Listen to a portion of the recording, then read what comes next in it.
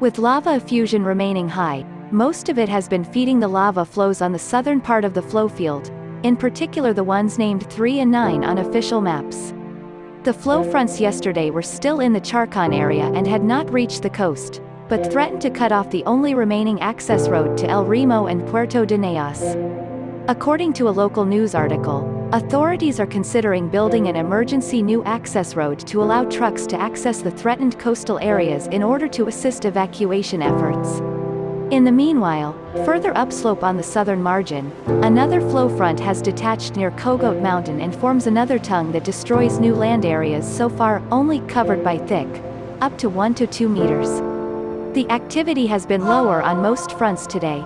Most notably, volcanic tremor dropped sharply at around noon local time to about half its values of the previous day's average. Whether this correlates to reduced lava effusion is difficult to say with certainty, but at least likely. Lava continues to be seen arriving at the lower bend of the cone, now approximately 200 meters tall, and from there mostly flowing into the tube system, but maybe it has been less in volume during the past day. In agreement with this interpretation is that the lava flows that advanced yesterday along the southern margins of the flow field also slowed down a lot and made almost no progress today. The area of Las Norias, which has been the most threatened to become the next victim of lava flows reaching part of the Camino Aniceto road yesterday, still remains intact for now and can thus still hope to survive. Ash emissions from the main crater remained intense, however, and produced a plume that rose to 3 to 4 kilometers this morning.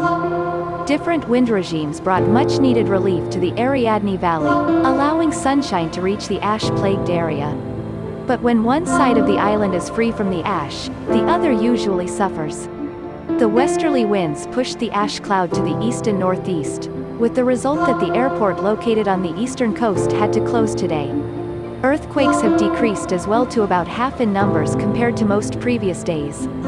Since last evening's 4.6 quake at 8:24 p.m., no other quakes of similar size have occurred, but approximately 100 quakes of magnitudes between magnitudes of 2.5 to 3.6. Deformation is still elevated, but shows a weak trend of decrease. Measured gas emissions remain high, with some increase according to local news articles. In the meanwhile, the army is helping to clean roofs from the heavy load of ash in some areas. This is particularly important to do before the awaited winter rains set in, which mixed with the ash create a cement-like mass and make for dangerous extra load that could easily bring many roofs to collapse.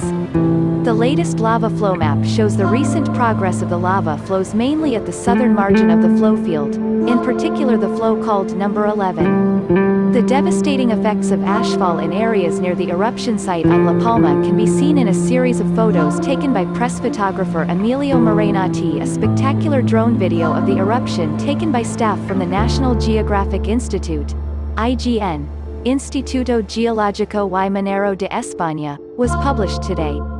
It shows how the largely degassed magma arrives at the lower vent to form a small lava lake and then takes its way into a lava tube. This explains why seemingly not too much lava is being erupted, although the contrary is true. It is estimated that around 66 cubic meters of lava per second are being erupted, an extremely high value for a volcanic flank eruption like the current one on La Palma.